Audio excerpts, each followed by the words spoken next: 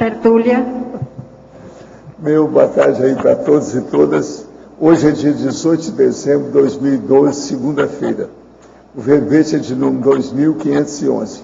Ele tem 4 páginas, 47 elogias e 20 máximos.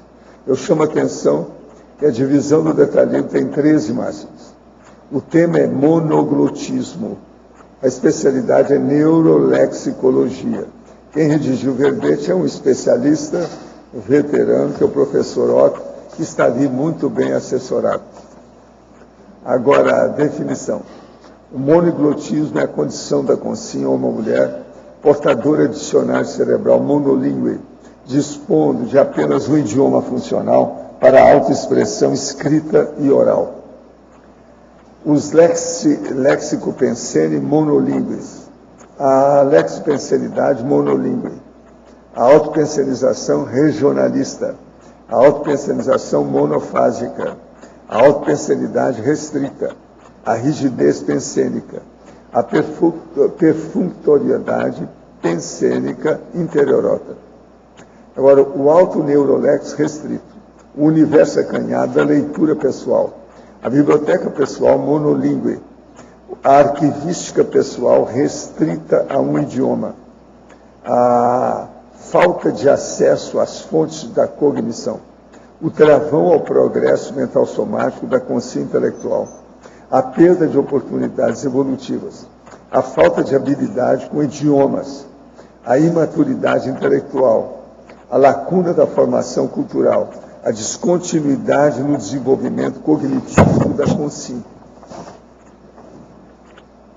O autoassédio intelectual, o autoencapsulamento comunicativo na interação com estrangeiros, a impossibilidade da recepção telepática multilíngue, o acesso restrito às inspirações multiculturais, o acesso lacunado à holomemória, as experiências projetivas multilíngues do monoglota, o uso consciente do autoparapsiquismo no aprendizado de idiomas.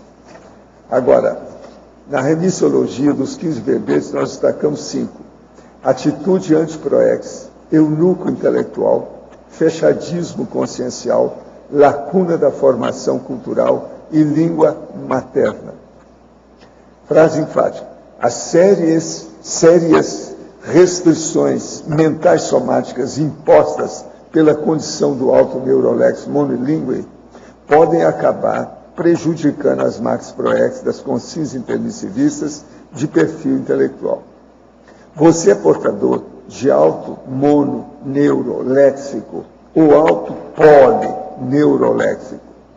De 1 a 5, qual a nota do esforço pessoal despendido na autossuperação das limitações cognitivas? Eu chamo a atenção que a bibliografia específica tem 4 fontes bibliográficas. Agora, a mega análise com João Paulo são 20 itens. Restrição, limitação, extroversão, globalização e autoexpressão. Intelectualidade, interculturalidade, minilinguismo, monolinguismo e monoidiomatismo. Unolinguismo, nacionalismo, paroquialismo, fechadismo e xenofobia. Comunicologia, estrangeirismologia, monoculturologia, neurolexicologia e poliglotismologia. Agora, o verbete hoje do dicionário é anti-exacerbaciologia. O argumento é reflexivológico. Ele tem apenas 1 página e meia. Não passa disso. Então é mais fácil de entender. Agora, aqui, nos questionamentos. Professor, minha amiga sofreu um acidente de trânsito, está no hospital em coma e respirando por aparelhos. Hoje teve alguma melhora, mas muito pouco. Gostaria de saber por que esse tipo de acidente acontece, por que o estado de coma. O que acontece quando a pessoa fica nesse estado? Tem alguma coisa a ver com a PROEX? Às vezes tem, mas depende de ver cada caso, como é que é, porque às vezes há um processo de assédio violento pelo aquele trabalho que a pessoa está fazendo, que estão contra ela. Então é preciso ver o que ela faz, às vezes uma instituição, o problema de uma equipe que esteja em funcionamento. Agora, o estado de coma nesse acidente, isso é muito comum devido ao processo da cabeça, que é o trauma encefálico, o trauma craniano, quando dá o processo da cabeça. Minha família e eu estamos passando por problemas e não estou encontrando soluções. Meu pai suicidou o ano passado e tem dificuldade de lidar com isso. Meu irmão possui depressão profunda e tendências suicidas e não colabora muito com o tratamento, não aceita terapia e também não se ajuda. Minha mãe relatou nos últimos meses ter sofrido alguns ataques extrafísicos e assédio durante o sono. Sinto-me com muita responsabilidade perante esse processo, mas não tenho conseguido enfrentar essa situação a fim de resolvê-la efetivamente. Nas poucas projeções que desencadeio, apenas entro em contato com consciências patológicas, tento ajudá-las, mas não estou conseguindo. Venho trabalhando energia, desenvolvendo meu parapsiquismo a fim de entender esse processo, mas encontro muita dificuldade e muitas vezes me sinto desmotivado. Gostaria da sua orientação. Olha, se você já sabe fazer arco voltaico, faz arco voltaico nesses seus parentes todos. Explica para eles que para eles deixarem você fazer o arco voltaico para você aprender. Entende? Como se fosse uma coisa que estivesse beneficiando você. Estão fazendo assistência para você e não você para eles. Chega para isso que às vezes dá certo. Agora, eu estou aqui com a listagem e eu vou colocar no pedido da TENEPS aí para você. No verbete do BAC, no página 36, o item esteticologia. Poderia discorrer mais sobre o assunto? Aqui na esteticologia eu digo o seguinte: você sabe usar as frutas que colhe no quintal da sua casa? Você sabe compor o cenário da sua vida com a borboleta que passa pela sua frente? Você sabe empregar a beleza ou estética do raio de sol que aparece depois da chuva? Você sabe identificar o passarinho que deu rasante na sua frente no instante que você ia entrar em casa? Tudo isso não é mera poesia, nem teoria, nem filosofia, mas expressa a mensagem que a vida natural está nos dando sem excesso, sem exagero e sem exacerbação, o tempo todo. O problema é a pessoa observar. Esse é o motivo que nós estamos fazendo aqui o CAE, que sempre foi um jardim, um pomar, e o processo dos gramados, nós estamos fazendo agora de maneira mais consistente e detalhada, para chamar o processo, a atenção, principalmente dos visitantes que vêm aqui. Agora, já tem gente que às vezes chega aqui no CAE e fala que nunca viu um lugar que tivesse tanta flor, etc. Depende do dia, né? E outra coisa, tem gente que chega e que não quer ir embora, não quer voltar para casa. Entende? Então, isso mostra que o processo da lignina, que é a energia ectoplasma, fitoectoplasma das plantas, está começando a funcionar nos visitantes que aparecem aqui a primeira vez. Isso, então, é muito positivo na questão. Então, é o que eu estou falando aqui, essa mensagem da natureza. É a mensagem que a vida natural está nos dando sem excesso, sem exagero e sem exacerbação. Não é o processo de dar uma tempestade, não é isso. A pessoa chega aqui e vê a realidade, que é outra coisa. Aqui é verde o ano inteiro. Tem flor o ano inteiro. Tem fruto o ano inteiro. E outra coisa, tem um rio junto, tem a mata em cima, tem os pomares no meio, tem uma série de bosques por todo lado, água corrente por todo lado. Então isso aí é para a pessoa ver como é que é. E nós agora vamos fazer o Fitolab. Eu estava vendo a estrutura, não está aqui agora, mas a estrutura é boa. Tem um rapaz, um especialista que está aí hoje, que fez a estrutura do Fitolab para fazer o negócio, sabe? Muito bonito. Então, várias coisas. Outra coisa, a hora que ficar pronto também os 2 pavilhões aí da orquidade, isso aí vai chamar a atenção também. Então, nós temos que estudar o processo da esteticologia da natureza. Isso é estética, é beleza. O povo, às vezes, fica um pouco perturbado com esse negócio de beleza, não entende bem a situação. Outra aqui. Começa a me intrigar o fato de que, após cerca de um mês em estado depressivo, retornei aos exercícios energéticos e eis que, bastando 2 dias de mobilizações básicas, encontro-me em plena pacificação íntima.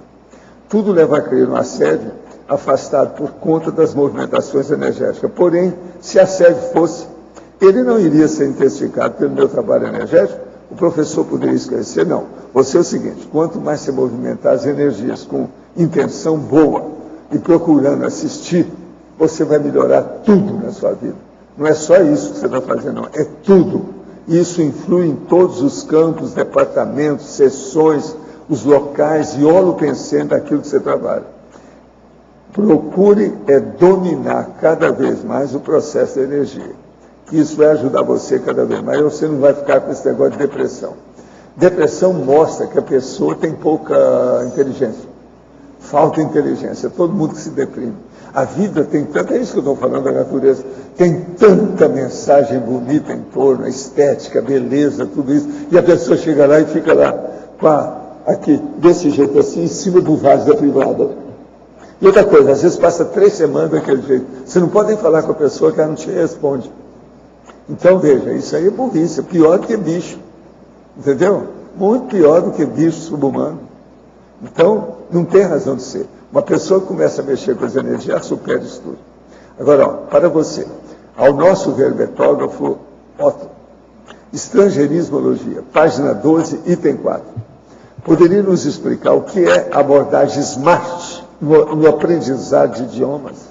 SMART é uma palavra que significa inteligente, esperto no inglês, mas aqui é um acrônimo. Significa também, às vezes, é o processo também de brilhante em português. Brilhante, isso.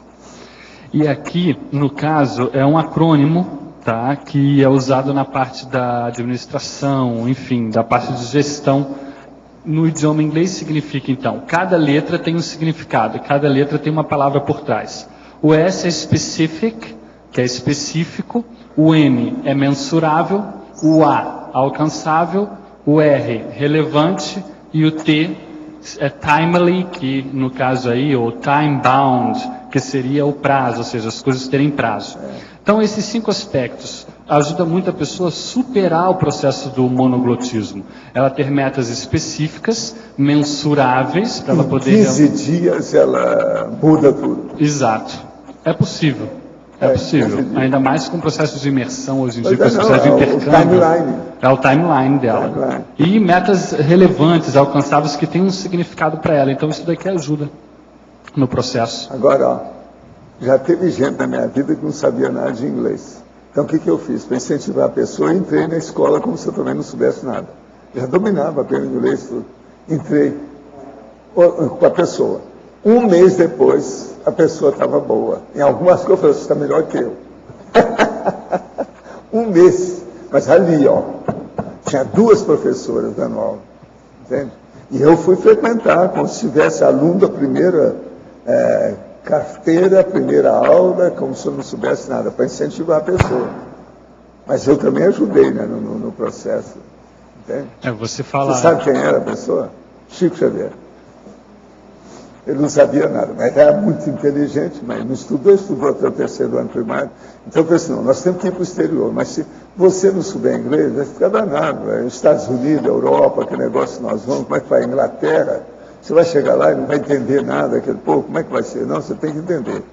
Aí vieram as americanas, e dava aula ali, puxado todo dia, mas no mês ele estava doutor no assunto. Agora, o Chico era muito inteligente, ele lia muito, né? Isso aí ajudava muito ele. Ele aprendeu bem. Agora, isso facilitou, porque nós começamos a receber mensagem em inglês. Tanto eu já recebia antes, ele sabia. Nesse período. Eu recebia em inglês, recebia desenho, recebia em português, recebia em espanhol, um monte de mensagem. Agora, ele começou a receber, então, junto com o português, de vez em quando vinha uma mensagem em inglês. E outra coisa, bem boas, bem séria, chegaram a publicar. Entendeu? Então, esse negócio de aprender idioma é muito mais sério que a gente pensa. Outra coisa, ninguém esperava que isso fosse acontecer com ele. Ninguém dava valor para o processo.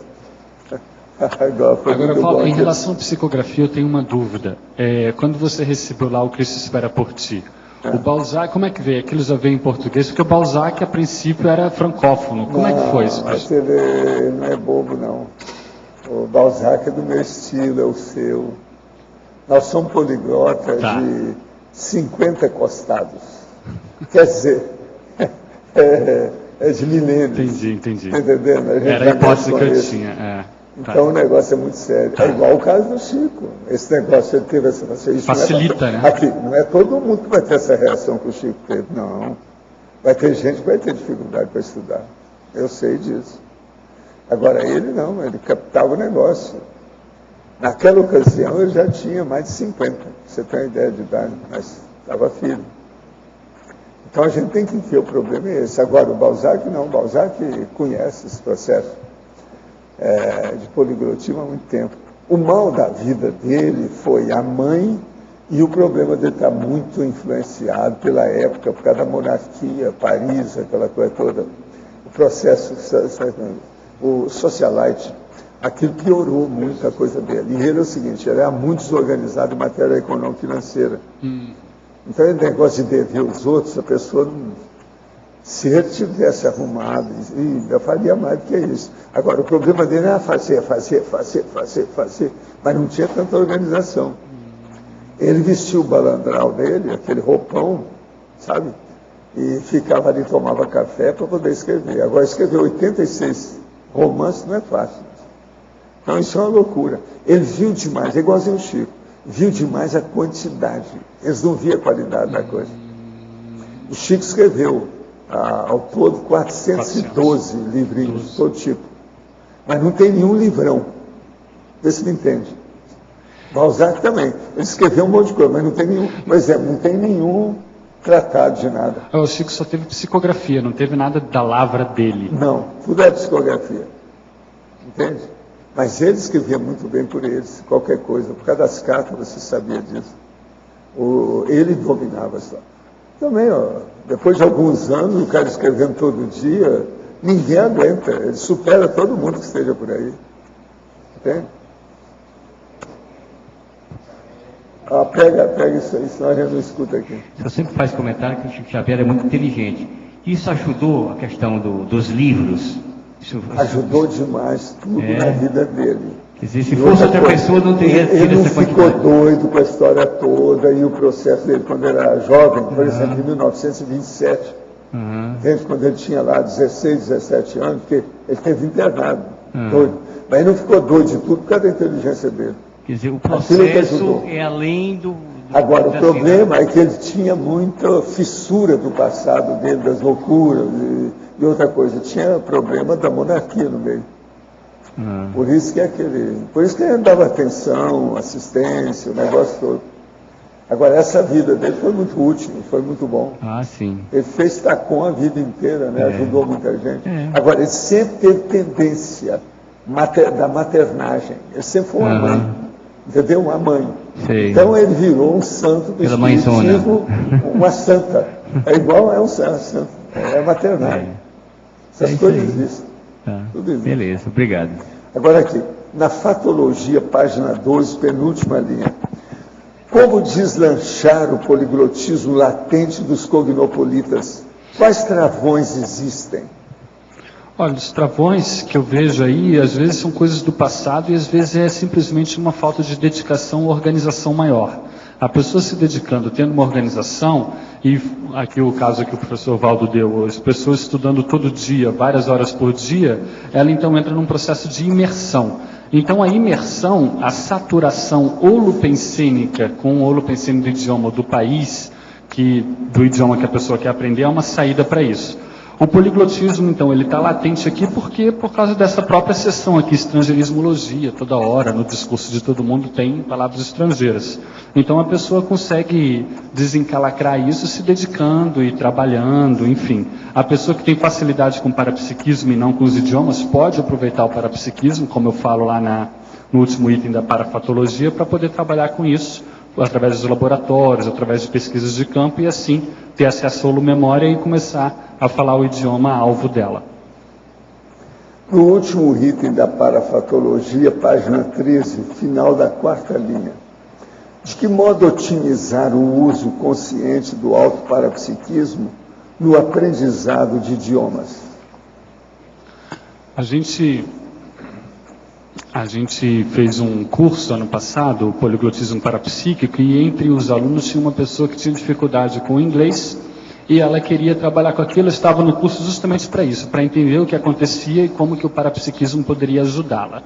Então ela, no curso, como ela era muito parapsíquica, ela teve algumas alguns insights a respeito de uma vida passada dela, com um processo envolvendo militarismo no Reino Unido e coisas assim, coisas que então atrapalhavam o aprendizado de inglês dela.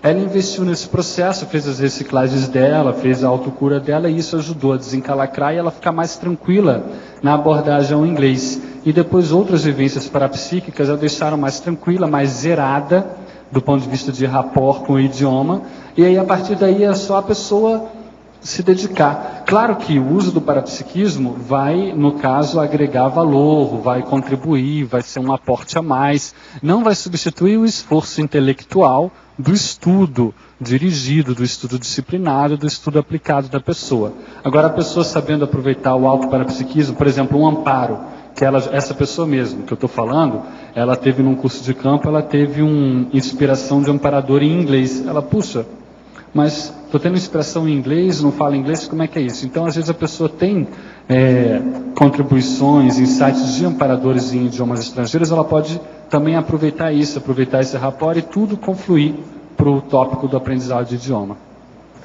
Gente, eu quero mostrar para vocês aqui alguma coisa sobre a CIP. A CIP é uma instituição conscienciocêntrica, que é a Associação Internacional de Parapsiquismo Interassistencial.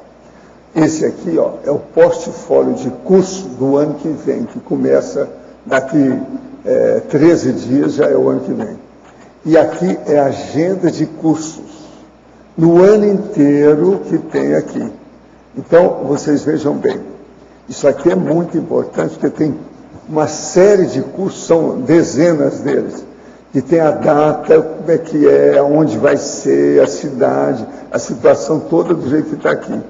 Então tem coisa que não é só em Foz, tem em Belo Horizonte, tem no Porto, em Portugal, para vocês terem uma ideia, Porto Alegre, São Paulo, Salvador, enfim, tem muitos outros lugares. Agora, aqui é o portfólio dos cursos com mais detalhes de cada um. E aqui é a listagem da agenda de curso desde janeiro até dezembro do ano que vem. Agora, isso aqui é muito importante, então eu vou pedir também para os teletertulianos que se interessar por isso. Você sabe, o responsável por isso aqui é o professor Mário Oliveira, da CIP. Então eu vou pedir para você, para saber na recepção, se isso aqui já foi colocado lá no site. Se não foi, para colocar essas duas listagens lá no site. Dá um jeito, pô. Entendeu? Para chamar a atenção, principalmente essa agenda de curso, que aqui tem tudo. Tem o curso, aqui ó, primeiro tem o mês, a data, o dia, os cursos, o professor e o local. Eu acho que isso aqui, o povo vive me pedindo isso aqui de todo lado. Então seria bom colocar também. Por exemplo, os 40 manobras é um dos cursos que tem aqui. Aqui é uma série deles. Precocidade parapsíquica, senso de parafiliação, sinalética energética parapsíquica, Apolônio de Tiana, autodefesa energética, e por aí vai. Retrocognição, tem tudo aqui. Então você olha lá, se não tiver, coloca para a gente, para atender o teletertuliano, porque eles vivem me pedindo, mandam recado para mim lá em casa, tá bom? Agora, outra coisa que eu queria mostrar para vocês. Eu recebi aqui, da minha amiga aqui, a Rosemary Bernardo, esse Direitos e Questões Tecnológicas. Isso aqui já é o segundo volume, é uma antologia são as questões tecnológicas aplicadas ao desenvolvimento social, com todo o problema do direito. Os organizadores é o Antônio Carlos Effin e a Cíntia Obladinger, a Lembra Freitas. Mas agora, tem aqui um dos artigos, esse aqui, é justamente da a Rosemera Simon Bernardi.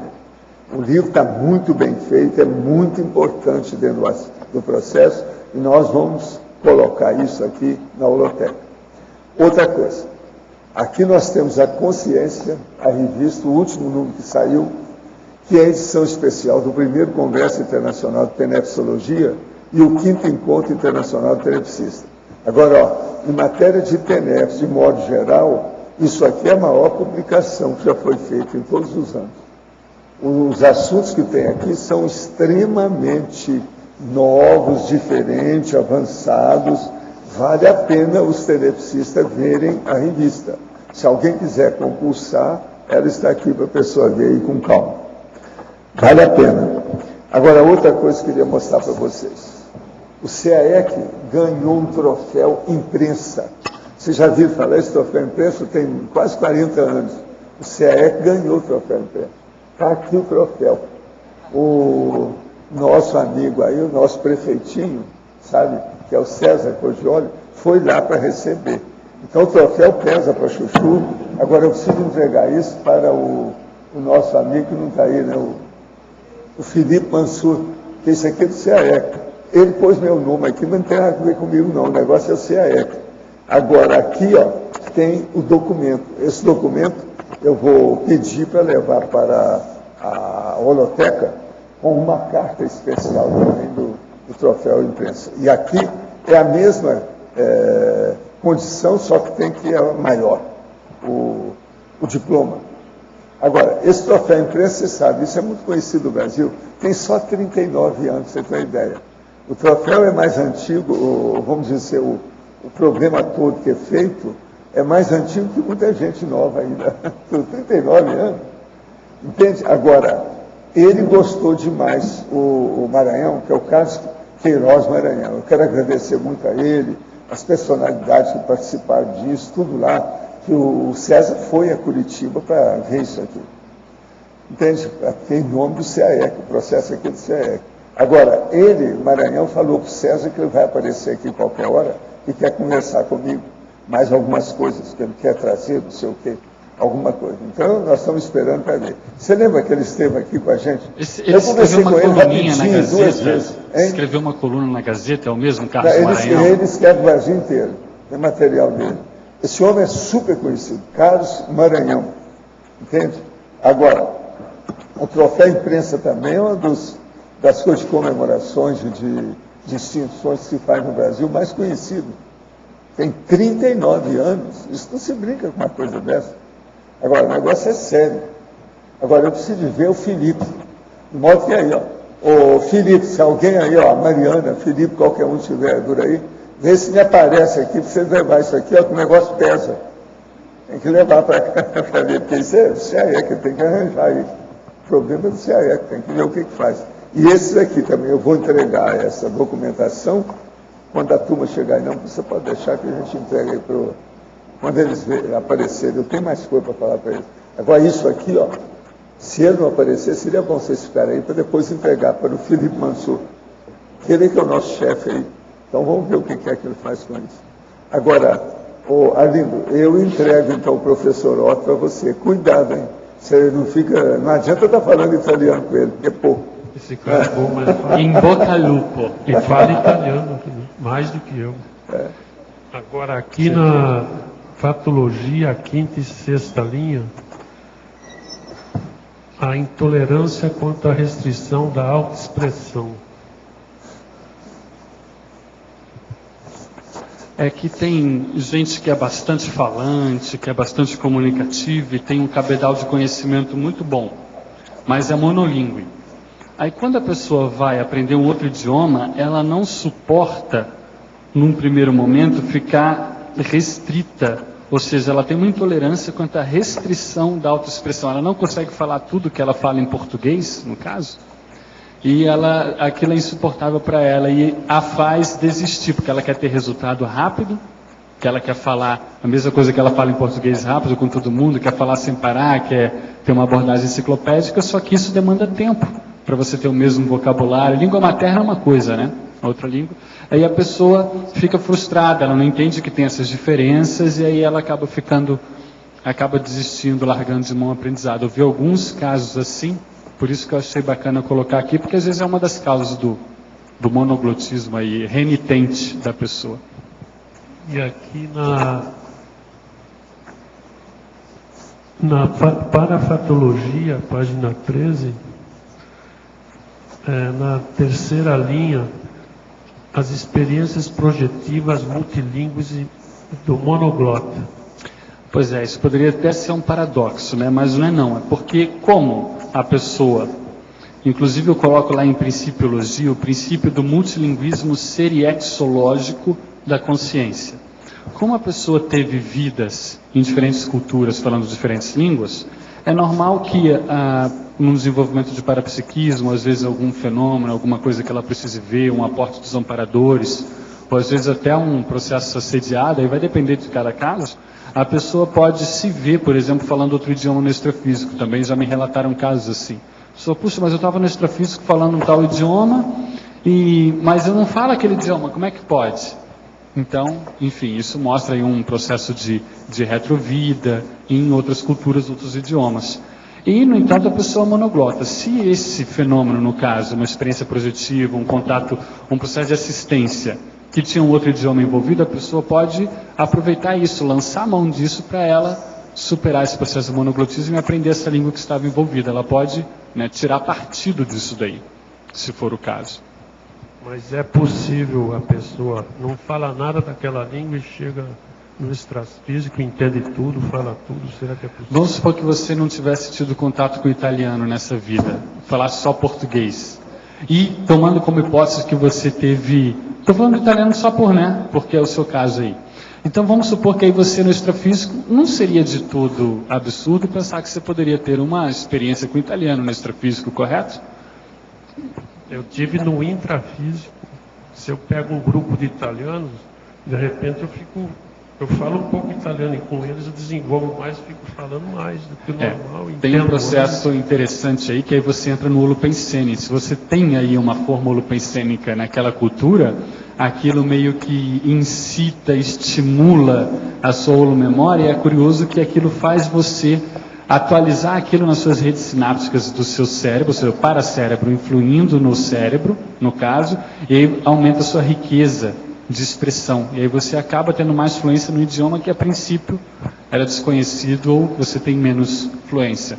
Isso pode acontecer também. Aconteceu também com o francês, quando eu estive na França, eu entendia, entendo muito pouco de francês, aquele básico, mas eu entendia tudo que a pessoa falava. É um negócio estranho até. Estranho e parece que mágico, né? E qual a sua hipótese para esse? Eu tive vida na França, com certeza, porque Paris para mim era tudo familiar. Né? Com certeza. Então, é por aí. É por aí. Paulo, eu vou Salve. criar um exemplo que eu Fala alto. Eu viajei com um cidadão brasileiro em toda a Europa, né?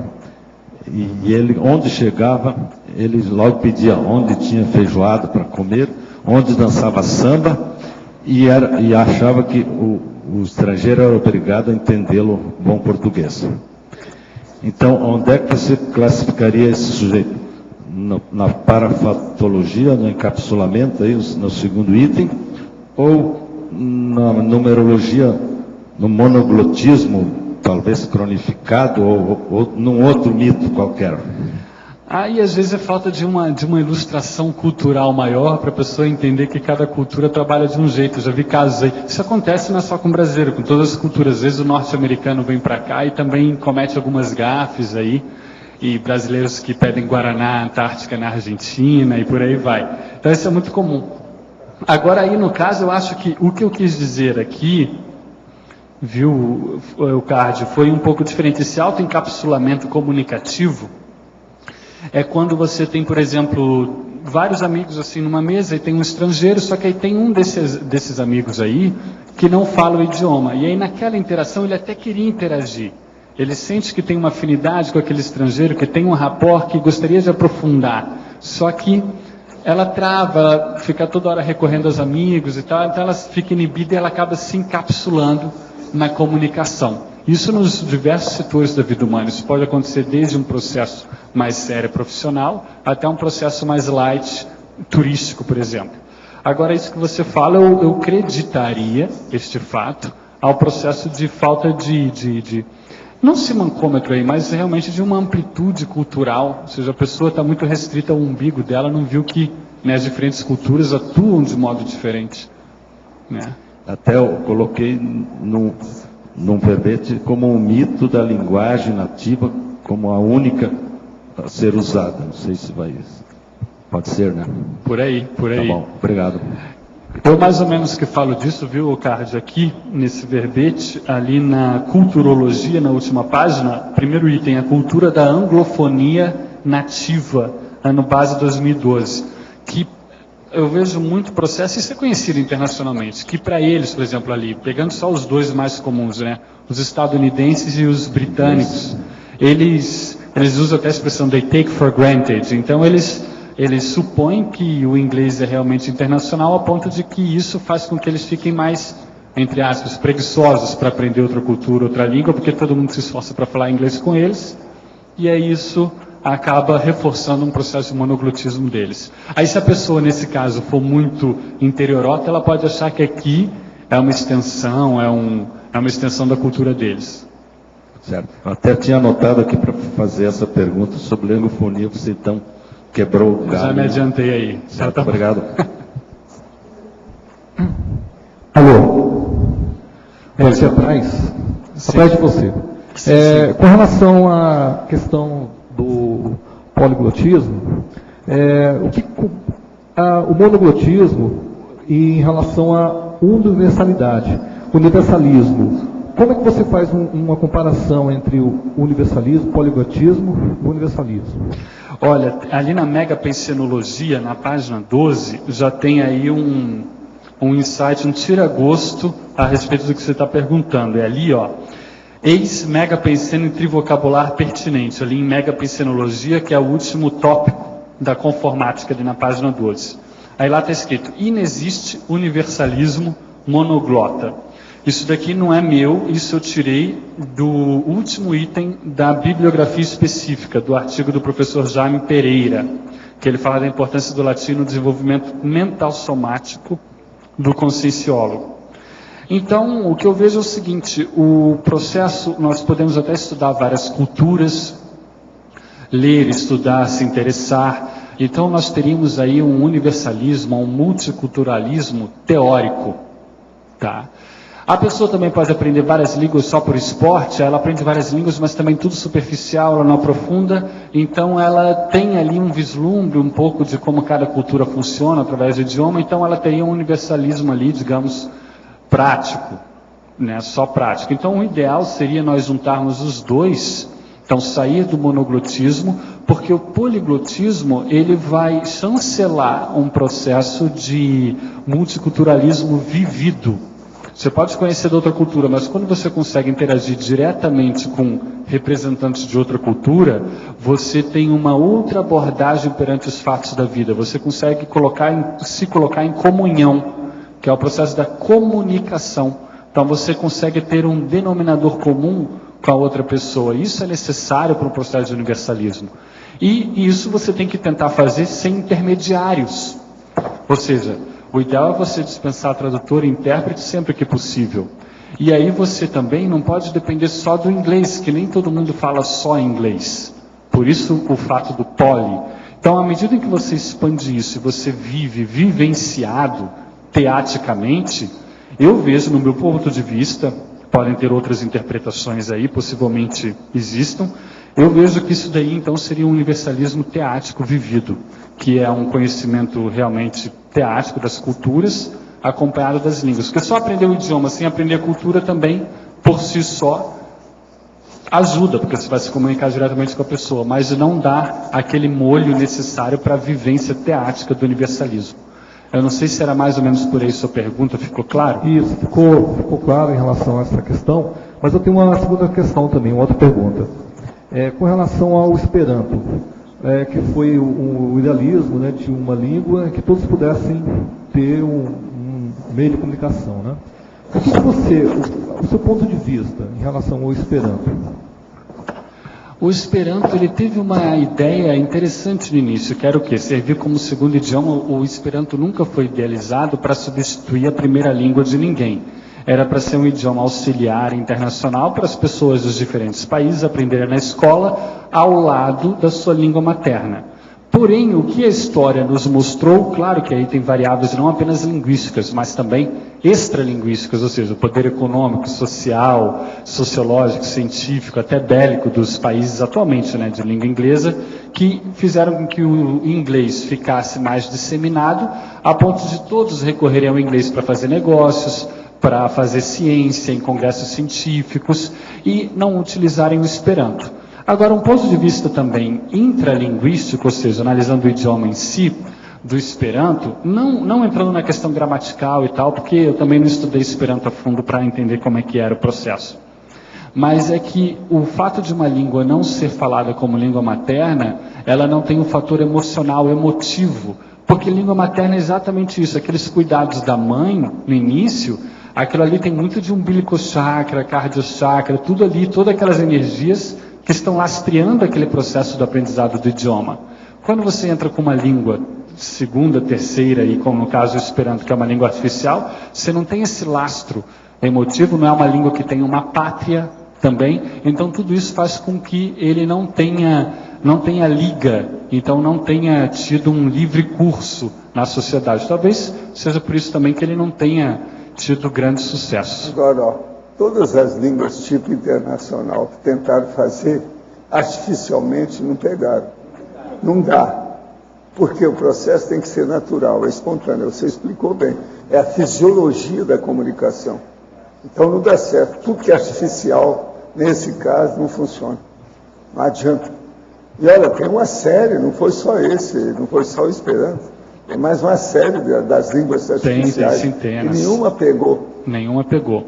Tem um livro do Paulo Roney, Babel e Anti-Babel, o único livro em português que ele faz uma listagem, explica a história dessas línguas artificiais, filosóficas, universais. O negócio é sério. Letra B. Pois não. A Calma, fala baixo, tranquilo. A impossibilidade de soltar as amarras mais antigas da interprisão grupocármica. Dá para você falar mais sobre isso? Dá sim. Então, deixa eu ver. Nós estamos aqui... Fatologia. Fatologia, sétima linha, correto? Sim. A impossibilidade de soltar as amarras mais antigas da interprisão grupocármica. Meu primeiro verbete foi o poliglotismo interassistencial. E nele eu falava da possibilidade, através do poliglotismo, né? Você tem uma possibilidade de soltar as amarras. Então aqui eu fiz o raciocínio inverso, ou seja, numa questão monoglota, considerando essa vida intrafísica aqui, você vai estar se comunicando, então, só com aquelas pessoas que falam aquele idioma. Claro, não é só brasileiro que fala português, tem também alguns países na África, até no Sudeste Asiático, na Ásia, Portugal, enfim. Porém, você fica aí restrito na sua comunicabilidade, na sua comunicação, na expressão da sua ideia. Então, se a sua ideia atinge um público menor, você vai ser capaz de, considerando que esse público tem a ver com um processo seu de interprisão, de assistência, você vai ser capaz de assistir um público X. Agora, se você fala uma segunda língua, você vai ser capaz de assistir um público diretamente relacionado a você, um público 2X. Se você fala 3 línguas, você vai poder trabalhar com um público 3X. Poliglotismo aí vai ser NX, ou seja, qualquer tipo de... As línguas que você falar, você vai ser capaz de trabalhar com o povo daqueles idiomas, que muitas vezes não é só um país. Você pega, por exemplo, o francês, você tem Suíça, você tem Bélgica, você tem até o Canadá, Quebec, o inglês também, enfim, alemão você tem Áustria, você tem até a própria Suíça. Então ali você consegue, você tem possibilidade, não estou dizendo que você vai soltar as amarras, mas estamos falando de questão de possibilidade. Então, com o monoglotismo você fica muito restrito. Então as suas possibilidades de soltar as amarras, aí através da interassistencialidade, no caso, elas ficam reduzidas. Ficou claro isso daí? Muito obrigado. De nada.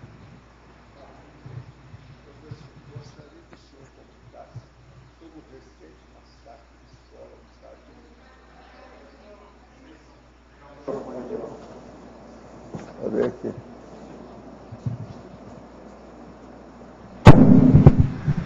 Gostaria que o senhor comentasse sobre o recente massacre em escola nos Estados Unidos. No noticiário informaram que a mãe dele colecionava armas e ensinava o próprio filho a atirar. Alguns veículos da mídia deixaram o atirador, taxaram o atirador de louco, esquecendo que toda a cultura armamentista dos Estados Unidos. Os loucos mesmo são as autoridades dos Estados Unidos. E outra coisa, o problema todo vem do Pentágono e da associação do rifle, da espingarda, da metralhadora que tem lá. Agora, isso tudo tem judeu atrás. Os judeus, eles defendem o princípio de Talião, a lei de Talião, que é cabeça por cabeça, olho por olho, vida por vida. Então, é o processo da represália e da vendetta. Os Estados Unidos, com a associação do rifle, não cai devido ao monopólio que os judeus fazem. Eles controlam a mídia, eles controlam o Pentágono. Por exemplo, o presidente da República lá, que nesse caso é o Obama, ele não tem força nenhuma para aquilo lá. É tanto que eles nem tocam no assunto, porque aquilo ele é impotente de fazer qualquer coisa nisso. Agora, os verdadeiros loucos, não é aquele que atirou, são os adultos e as autoridades que são loucas de permitir isso sem parar. E isso, ó, vai... E outra coisa, a própria televisão de vez em quando fica comparando, que lá mata menos do que nos outros países, porque tem liberdade de matar. Mas olha, e esses massacres desse jeito? Esse aí foi o segundo massacre na vida dos americanos, massacre de escola. Teve um só que foi maior que esse. O rapaz matou 27 pessoas, inclusive a mãe que ensinou a ele a atirar. E outra coisa, ele usou 3 armas para matar esse povo todo, e depois suicidou. Agora eles vão falar que ele é louco? Loucos são as autoridades que permitem tanta arma. Outra coisa, aqui ó, veja só, o que é que está na pergunta. O fato... Já está.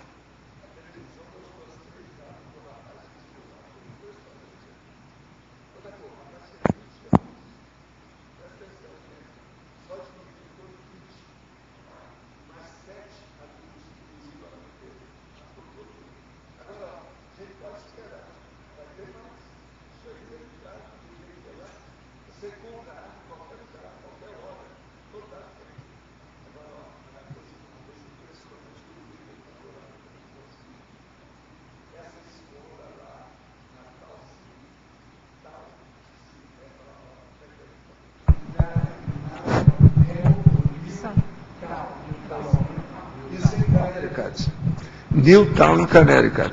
Agora, o melhor da história, a escola está num lugar dentro, no centro da cidade, 2 quilômetros dentro da cidade, está a instituição que faz exposição de arma nos Estados Unidos inteiro. A sede é nesse lugar. Tudo lá pertinho. Então vocês vejam como é a mentalidade, a cultura do processo do assassinato.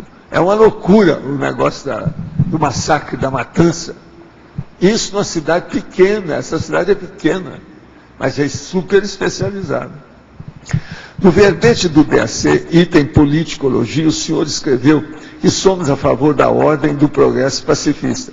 Infelizmente vivemos num país com menos armas, mas que tem 3 vezes mais morte e tiro do que nos Estados Unidos. Não é bem assim não. É preciso de notar o processo do que os americanos mexem em matéria de guerra. Não é bem assim, isso tudo está mal contado. Eu estive em Washington e examinei isso, inclusive com autoridade, na década de 60. O povo tudo era desanimado, lá dentro mesmo, ninguém, é tabu, você não pode tocar em certos assuntos. Quando acabaremos com esses índios vergonhosos e com a impunidade aqui reinante? O que precisa aqui no Brasil é arranjar polícia com bons salários e com educação do policial. O que falta mais no Brasil é isso. Agora, os Estados Unidos tem isso tudo e matando. E outra coisa, é gente que é civil. Esse menino não tinha nada a ver com o exército. 20 anos, não tinha nada a ver com isso. Como é que é isso? O negócio não é assim, não. Eles querem aí, ó. Aí a pessoa, o nosso amigo aqui está querendo defender os Estados Unidos. Isso é a vovozinha, não é assim, não. A situação é muito pior do que vocês estão pensando. Eu já estive lá e vi, atingir gente, a família, aqueles negócios todos, vi as coisas de perto. Por todo lado tem armas. Você vai, por exemplo, em Las Vegas, está cheio de gente com arma, por quanto é lado. Uma loucura aquilo lá. Não é um lugar de resort, de você ficar descansado, relaxado, fazendo jogo, vendo as coisas, show de todo jeito, uma riqueza do povo tudo armado. É uma loucura aqui. De vez em quando está cheio de gente suicidando lá dentro. E eles não falam nisso, porque senão, já viu. Professor, com relação à consciência Chico Xavier, é possível que na sua próxima ressoma ele já tenha acesso às ideias da conscienciologia? Ó, a gente torce, né? Vamos ver o que é que vai dar. Se ele não tem não está muito preso ao povo do cristianismo, né? Porque o espiritismo, inclusive com ele, virou uma seita cristã. Deve se de ver, porque isso aí cria culpa do cartório e rabo preso. Se de ver, né? O que deu? Agora, ao professor Otto, quantas línguas você domina? Qual foi a sua segunda língua? A minha segunda foi o inglês, e fora o inglês tem o espanhol, o francês e o italiano. Mas as minhas línguas de trabalho, que é o que eu dou mais valor por causa do processo profissional, é o inglês, o francês e o espanhol. O italiano vem para conversar com a Arlinda e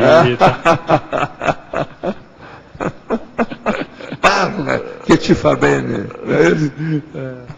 Mas olha, Alberto, vivemos num país onde impera o monoglotismo adulto, coletivo e cronicificado, e onde os monoglotas falam mal até a própria língua materna. Como reverter esse quadro tendo o PT balizando nossos currículos escolares? Isso daí é uma questão que remete ao processo de educação. Você vai conseguir ter uma nação educada, poliglota, a partir do processo da língua materna. Você recentemente, professor, trouxe o antilinguisticologia aí, né, denunciando essa situação. Foi. Então, realmente tem essa questão da educação, de trabalhar melhor com isso. O PT não dá atenção para isso como devia. Então, tem que se trabalhar na educação. A partir da educação em língua materna, você pode, na própria escola, já introduzir a segunda língua de um modo mais consistente, porque da maneira que é feita, poucos conseguem aprender realmente o inglês ou o próprio espanhol na escola. E a partir disso você ir crescendo e evoluindo com essas políticas idiomáticas de ensino do idioma. É isso aí.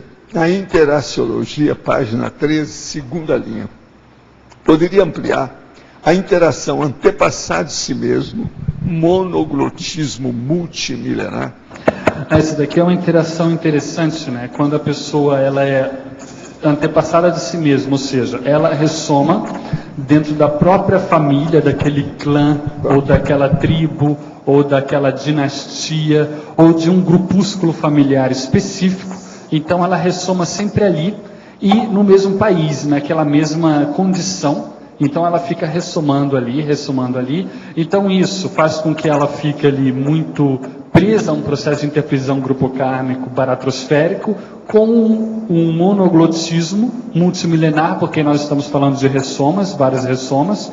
Então o monoglotismo vem como consequência desse processo dela ser antepassada de si mesma. Então aqui é difícil que...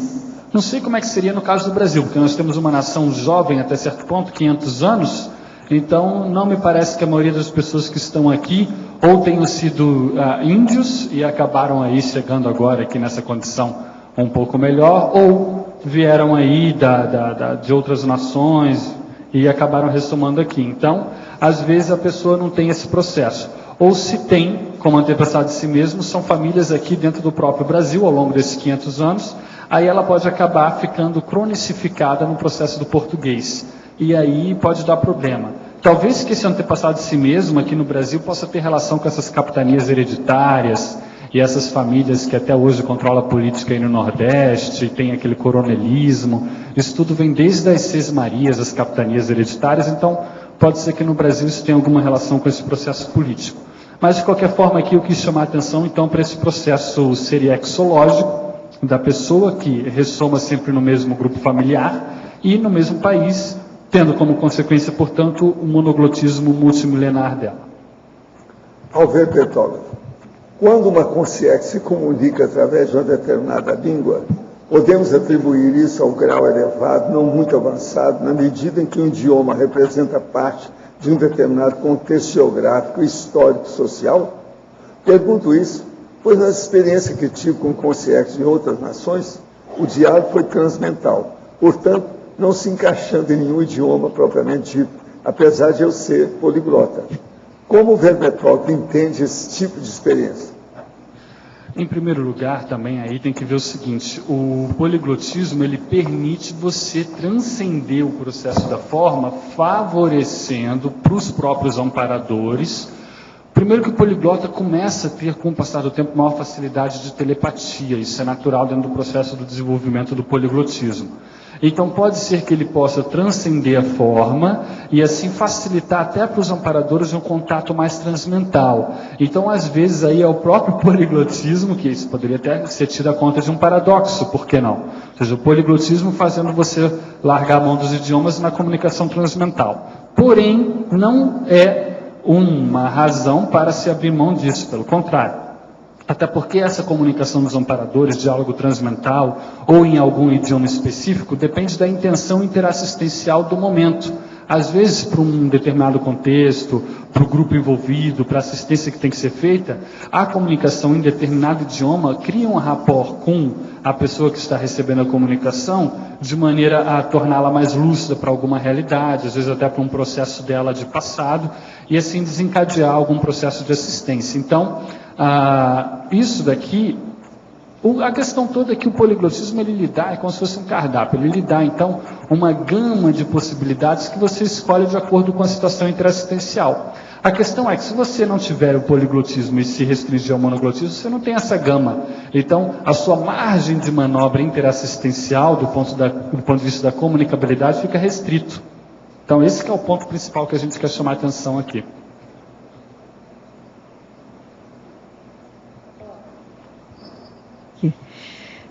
Eu queria fazer uma pergunta para você da relação, né? Porque todos nós, afinal de contas, a maioria de nós, pelo menos, somos poliglotas, nem que seja por termos vivido em outros corpos, em outros países, outras etnias e termos falado outras línguas.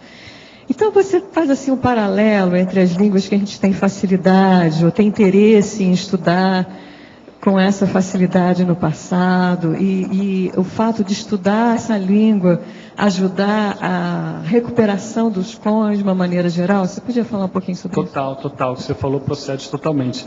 É interessante a pessoa ver aquela língua com a qual ela tem mais facilidade, a despeito do fato de ser, no nosso caso português, ser uma língua prima ou irmã aí, neolatina, uma língua...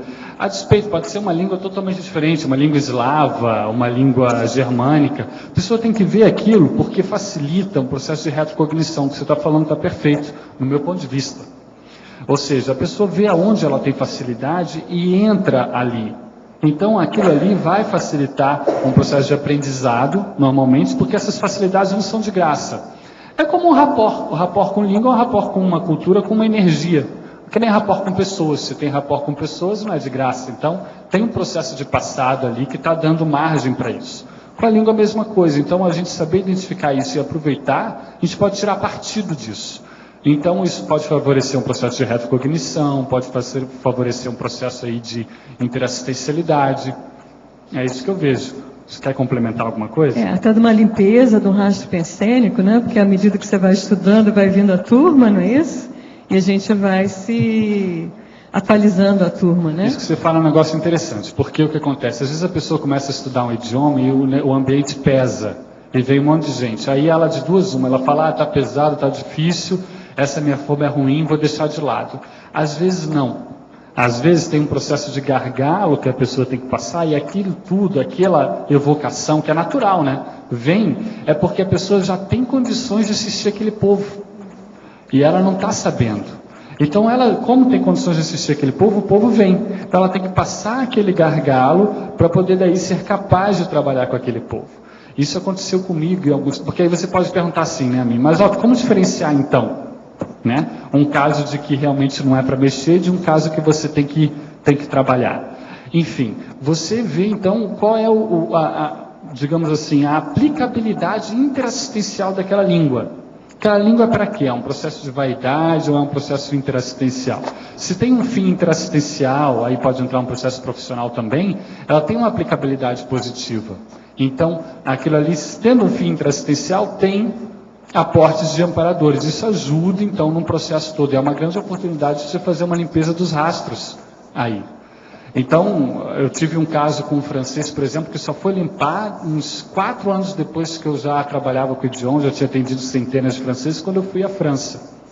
Eu estava para desistir de trabalhar com o idioma. Então, você vê, não é o caso. Eu vejo colegas que, o alemão me deixa agressivo, vou deixar de lado. Mas calma, às vezes é um processo que a pessoa tem que trabalhar. Ainda mais se ela é agressiva e vai ter que trabalhar com aquele traço mais cedo ou mais tarde. Às vezes é pelo idioma que ela vai poder, resgatar e trabalhar. Você percebe também um trabalho de paradiplomacia? Eu fiz o teu curso, aliás, recomendo aí para todo mundo. E eu percebi, tem uma parte de um campo, para quem não fez, em que o Otto coloca diversas falas em diversas línguas, para a gente perceber como que a gente se relaciona, com as línguas. E eu percebi, assim, uma certa problemática entre alguns materpensantes de uma língua com a outra.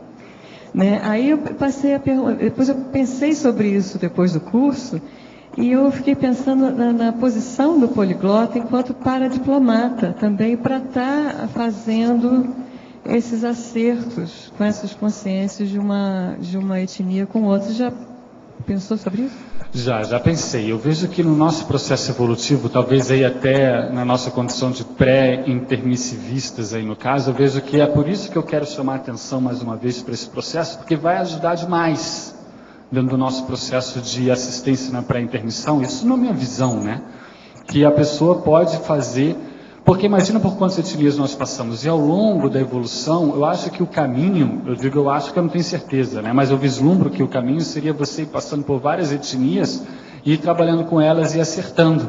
Então, esse processo do poliglotismo lhe dá possibilidades, como a gente falava mais cedo, de desamarrar o processo da interprisão. Então, é natural que um processo de paradiplomacia entre. Senão, não seria um dos traços do evoluciólogo o processo do poliglotismo. Não haveria universalismo, Perfeito.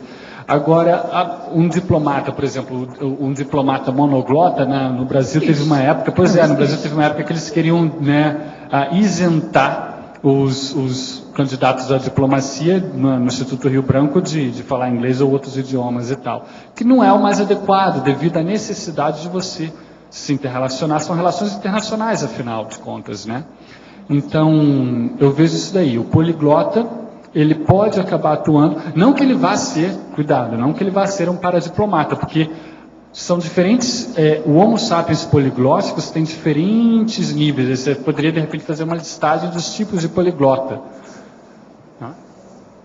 Tem espião poliglota, ela fala aqui, então é uma paradiplomacia mal aplicada, Então, o poliglotismo em si... Não, ele é neutro. Exato.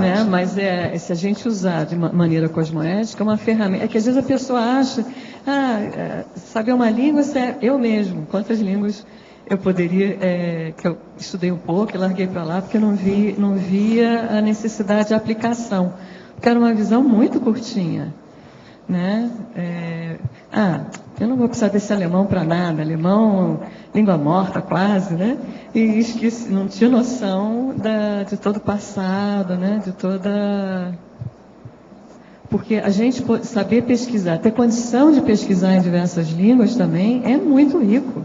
Exato, a gente chama atenção, você falou bem, porque a gente chama atenção aqui logo no início, nas 2 primeiras linhas da fatologia, o processo da biblioteca pessoal, da arquivística, o universo da leitura. E o alemão, para algumas áreas, ele é importantíssimo para a área de engenharia química e vários tipos de pesquisa. O alemão, por exemplo, pegando aí, Teve uma época olha aí. Que toda a parte da engenharia nuclear, era tudo alemão. Mas eu olhei para aquilo e falei, esse negócio não tem muito futuro, que foi quando eu comecei a estudar mais alemão, foi em função disso. Mas não, esse negócio não é bem por aí e tal. Então, essa visão curta intrafísica, né? A gente tem que se livrar disso. Boa dica aí. Sim, pois não. Você poderia comentar, por favor, ampliando o trinômio, globalização, cosmopolitismo, dromomania, por favor? Eu me inspirei lá no... Apesar de não colocá-lo aqui na... Não, está aqui na referência aí, tá? O primeiro lá, o livro da professora Kátia. Certo. Eu me inspirei nele aqui. O trinômio globalização faz com que, por exemplo, hoje é o inglês. Mas se você imaginar, ao longo da história humana, já tivemos várias línguas que cumpriram essa função de intermediário. O latim na Idade Média, depois o francês, né? Hoje é o inglês, amanhã pode ser outra língua. Então, nós temos aí o processo de globalização, faz com que muitas pessoas tenham que aprender no mínimo uma segunda língua, a fim de ter uma comunicação mais ampla. Isso, então, traz um processo de cosmopolitismo, que é um resultado do processo da globalização. Pegando o caso de Foz do Iguaçu, que não é aí, digamos, uma capital. Porém, nós temos aqui um processo da metrópole trinacional do Iguaçu, fazendo com que sejamos cosmopolitas mesmo numa cidade média.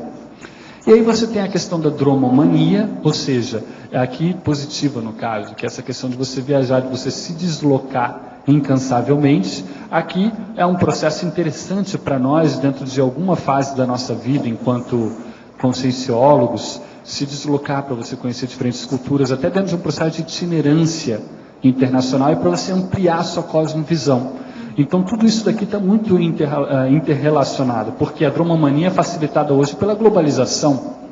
Aí, coisas que hoje em dia a gente considera óbvias, mas, por exemplo, o desenvolvimento da tecnologia com a aviação. A aviação faz você ir de um continente ao outro em questão de horas. Isso antigamente levava meses de navio, então isso está muito facilitado. Cosmopolitismo, você lidar então com diferentes culturas, isso faz com que você amplie o seu processo de cosmovisão. Aqui nesse caso, a trinomiologia que você pescou nesse tópico, eu botei só coisas mais positivas, ou seja, coisas que viriam com a superação do monoglotismo. Sim. Aí você começaria a entrar em todo esse meio de campo aqui. Então foi isso que eu quis chamar a atenção. Aí tem outros tópicos que são um pouco mais nosográficos, né? São impedimentos que nós temos a partir do monoglotismo, e outros tópicos estão mais ou menos misturados. Ok. Na culturologia, na página 15, você poderia comentar a cultura da anglofonia nativa? A anglofonia é o caráter, é a condição de se falar inglês, nascer num país anglófono onde se fala inglês. E a pessoa se comunicar em inglês como língua materna. Que é no caso aí, por exemplo, de várias partes do Canadá, partes da África do Sul, partes da Austrália, da Nova Zelândia, do Reino Unido e dos Estados Unidos. Na maior parte das vezes, hoje em dia, por isso que eu coloco no base 2012, é que essas pessoas, pelo fato de falarem inglês e, coincidentemente, o inglês ser a língua de maior ocorrência, ser uma moeda corrente hoje em dia, faz com que elas, pode ter esse efeito, um efeito deletério, prejudicial, nesse caso, efeito prejudicial, que é elas ficarem restritas ao seu idioma natal, à sua língua nativa. Então, essa cultura da anglofonia nativa é uma cultura monoglota. Os Estados Unidos é um caso emblemático nesse sentido. Entendi. Entendi.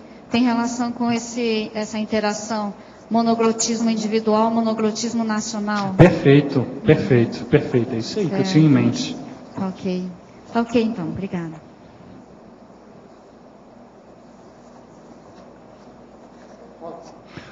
Queria que você comentasse, você estava falando do poliglotismo interassistencial, e tem o caso do Sérgio Vieira de Mello, que, não sei se tem alguém da Apex aí, mas foi muito estudada, é uma biografia muito estudada lá na Apex, que ele tinha extrema facilidade para aprender línguas, então ele ia trabalhar na África, no norte da África, tinha um dialeto lá, em 2 meses de trabalho, ele já pegava, aprendia e ficava independente, sem precisar de intérprete nem nada. E ele, ao mesmo tempo, parece que tinha já uma facilidade já para a genética, talvez, mas ele, assim, era o diplomata perfeito, projetado para ser diplomata, assim, né? Então, o que você acha?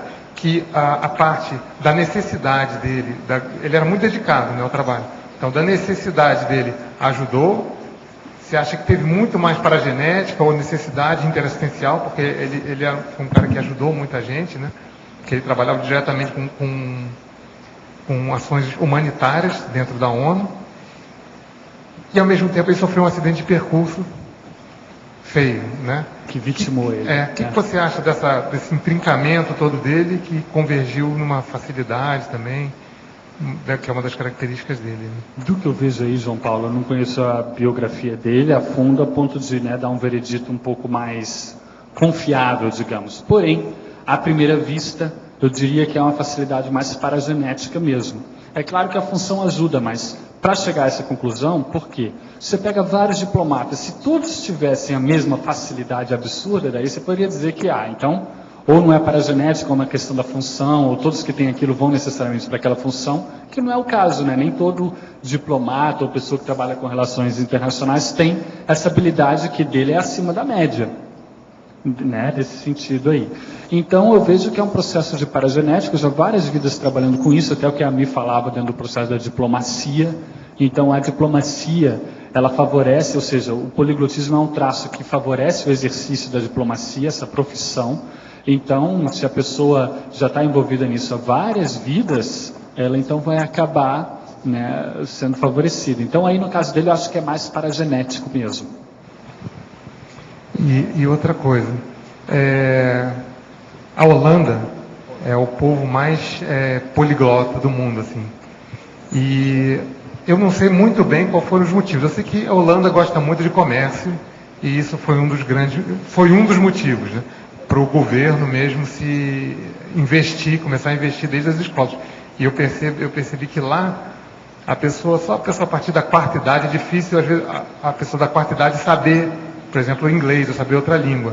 Foi um negócio bem, bem pontual. A partir de um momento, eles estipularam uma política e dos anos, 40, 50, não sei, todo mundo começou a aprender outras línguas. O que você acha que favoreceu lá? O que você acha que a gente poderia, por exemplo, aproveitar, o governo brasileiro poderia aproveitar, já que o governo brasileiro é um grande parceiro comercial da Holanda, um dos maiores parceiros comerciais da Holanda, com isso, com essa cultura lá, porque também tem uma característica. A Holanda sempre foi um país colonizador, e nós somos um país colonizado, que também tem menos preconceito com relação à língua. E eles, ao contrário de outros países de lá, né, que foram colonizadores, não tem nenhum preconceito com relação à língua, muito pouco, né? E o que você acha, assim, que a gente poderia aproveitar aqui, o governo, de uma maneira geral, fazendo esse cotejo? Várias questões você levantou aí, né? Questões legais e interessantes. Além da Holanda, também o pessoal da Bélgica e da Suíça também tem uma predisposição ao processo do poliglotismo lá. Já são 4, né? Com o romance lá, que é menos falado, mas na Bélgica, além do holandês, que é o Flamengo lá, né? E o francês tem também o alemão, que é uma parte que eles pegaram da Alemanha depois da Segunda Guerra. Mas ali, os holandeses sempre foram um povo do comércio, até brincando com o pessoal aqui, eles falam, bom, se você se dá bem com o inglês e com o francês nessa vida, você deve ter sido holandês. Tem pessoal que briga com isso, porque fazia comércio para um lado e para o outro.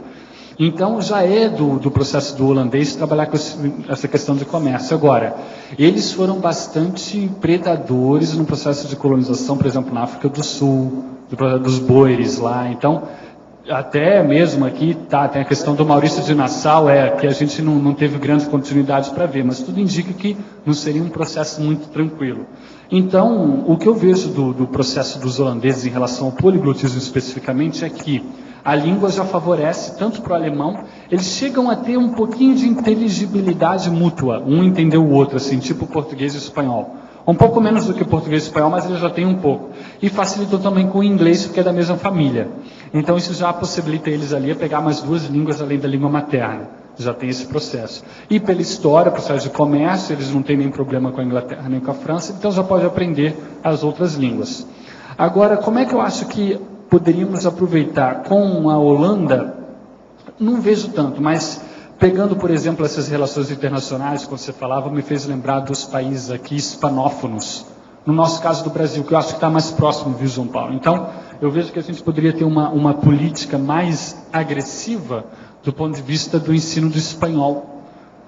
Então, no Brasil, eu sei que o Uruguai já implementou o português como ensino obrigatório, que muitos também não davam bola. Português, o que eu vou aprender português, né? Então, aos poucos, a gente faz ainda mais se essa questão da União Latino-Americana, Mercosul, isso com o tempo, dentro das ideias do Estado Mundial, é natural que isso progrida. Então, se nós chegarmos aqui a um processo de bilinguismo, aqui português e espanhol, já acho que já é um passo nesse sentido. Então, acho que a gente poderia trabalhar mais nesse sentido, além do ensino do inglês, claro, que eu acho que hoje em dia é uma necessidade, né, ensinar o inglês, mas também não esquecer do espanhol, que às vezes a gente tende a deixar de lado, né, nesse processo. Alberto Beethoven. Conheço um brasileiro que mora na Alemanha e relata que fala alemão fluentemente em projeções, mas sonha frequentemente que não consegue falar a língua. No intrafísico ele fala até bem o alemão. Poderia comentar o caso? Estou bem com você. Mas eu não entendi. Ele tem projeção falando, mas tem ao mesmo cara tempo que às sonha vezes que tem não a fala. sede que tudo dá para trás. E Tá. tem o outro que não tem a sede nenhum. Então, nunca tem um acidente, nunca tem nada. Um dia ele é atropelado. Vão olhar para uma ambulância que passou em cima dele, mas na frente do ponto-socorro. Então é isso de ver, né? Se tem alguma coisa nesse sentido. É preciso ver, porque ele já mora na Alemanha. Por que ele foi morar na Alemanha? Já mostra alguma relação. Se é rabo preso ou um processo positivo, a gente teria que ter mais detalhes do caso. Precisa de saber. Né? Precisa de saber. Agora precisa de saber se ele está assediado ou se é cara que tem assistência. Pois é. É o corpo fechado. Exato. Ambulância na frente do hospital. Assim até eu, né? Mas então teria que ver mais detalhes, né, desse caso aí para poder dizer, né, com calma. Professor, no início da minha adolescência, ao ler o livro Obras Postas de Allan Kardec, eu fiquei um pouco tempo fascinado com o nome Zéfiro e ficava evocando esse nome para ver se acontecia alguma manifestação espiritual. Na época, o que despertou meu interesse pelo espiritismo foram projeções espontâneas com um Exu. Puxa, Exu não tem nada que ver. Agora, que me levou para locais extrafísicos onde tocavam atabaques. Hoje tenho 25 anos e estou conhecendo melhor a Conscienciologia. Vi um vídeo no YouTube onde o senhor afirma ser o Zéfiro e lembrei desse detalhe. Será que o fascínio que tive por esse nome pode indicar que eu já lhe conheci no passado? Olha, é possível. Agora, nada de atabaque e nem de Exu. Ele está fazendo força para ver se melhora essa condição aí. Mas pode ser sim. 25 anos, eu já estava aqui. Aí 25 é o pandeiro. Você precisa estudar o que a gente fala sobre o pandeiro. Vamos ver. O nosso amigo é do Rio de Janeiro, da capital. Seria bom você ver o verbete pandeirologia da enciclopédia. Pode ser que pode escrever. Né? Esse ajuda. Mas está no site, já está. Agora, em Fatologia, página 12, penúltima linha de baixo para cima. Favor aprofundar as ideias vigorando acima dos idiomas, que é a conformática. Aqui é o seguinte, esse processo, como a gente já falou aqui com a Mi, estava falando, o processo do poliglotismo em si, ele fica até difícil falar, não é questão de ser secundário, não é isso, senão eu estaria dando tudo para trás, eu estou falando do monoglotismo, ele é importante, mas é forma. Então, sendo forma, nós temos que prestar mais atenção ao conteúdo. Agora, o poliglotismo nos ajuda a ter acesso a mais conteúdos. Aprender línguas não é só uma questão de forma, é questão de conteúdo também. A partir do momento que você tem diferentes recortes da realidade, você tem diferentes abordagens à realidade, isso já lhe dá ideias. Então já tem conteúdo ali. Então o que acontece? Nesse verbete aqui, eu não quis de modo nenhum, e a minha pretensão foi essa, eu acredito que não tenha ficado assim, vir com TACAP e querer defender de todo modo o processo do monoglotismo. Tanto é que o tema é neutro, tá? E eu quis chamar a atenção para isso daqui. As ideias vigoram acima dos idiomas. Então tem um processo do confort, onde nós temos que sempre reforçar o conteúdo. Então aqui é uma condição para chamar a atenção para o fato de que a forma não deve ser supervalorizada. Então no poliglotismo não adianta nada nós aprendermos 10, 20, 30, 40 idiomas, tudo meia boca mais ou menos, nível intermediário para básico, e fazer o que com isso? A gente espreme a pessoa e não sai nada, não tem conteúdo. Então, nós temos que ver a aplicabilidade do processo. Agora, para consim de perfil intelectual, que é o que eu quis chamar a atenção aqui, na frase enfática na última página, página 15. As consins intermissivistas de perfil intelectual, aquelas pessoas que realmente têm aí na sua ProEx o processo de escrever livros, até tratados, a Megagescom, imagine, o processo de você falar outros idiomas vai enriquecer demais a sua arquivística, a sua bibliografia, até o seu processo de ideia, de cosmovisão, para você grafar aquele conteúdo eixo da sua ProEx. Então, a pessoa com esse perfil que está restrita pelo monoglotismo, isso pode impactar na qualidade da mensagem dela. Isso pode, portanto, impactar no alcance interassistencial da ProExis dela. Alto. Aqui na... Opa. Na página 13, em sinergismologia, talvez você já tenha comentado, porque eu cheguei um pouquinho atrasado. Na quarta linha, aliás, você coloca o sinergismo, dedicação aos idiomas, nível linguístico. O que eu entendi, eu queria que você comentasse, eu vou, na verdade, fazer a pergunta baseada em cima disso, é que para a gente ter um certo nível, a gente precisa se dedicar ao processo dos idiomas.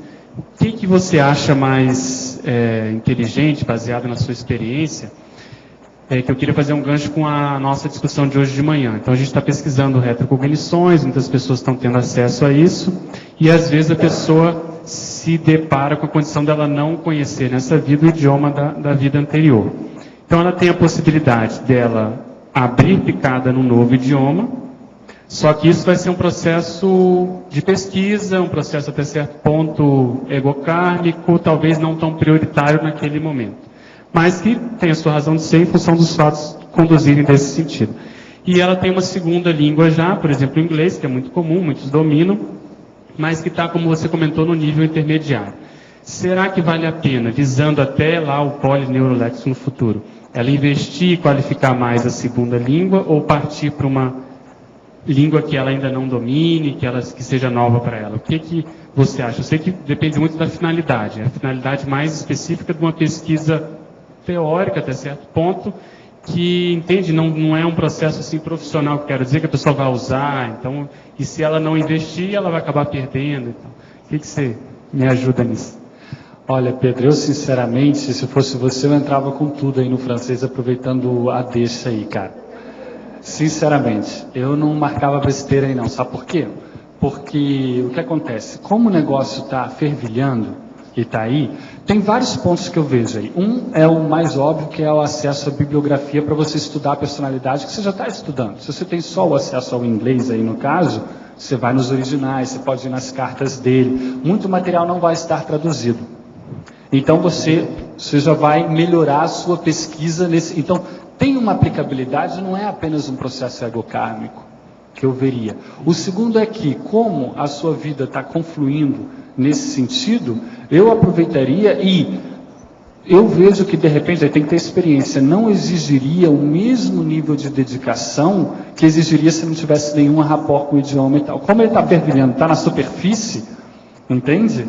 Eu prestaria mais atenção nisso, mas não sei, o professor Valdo quer falar alguma coisa. Agora, no caso dele, se fosse o meu caso, eu ia dominar perfeitamente o francês. O que agora Como é que você é o réu. Não, eu fiz francês recentemente 2 anos e eu me viro bem para ler, que é o que me interessa.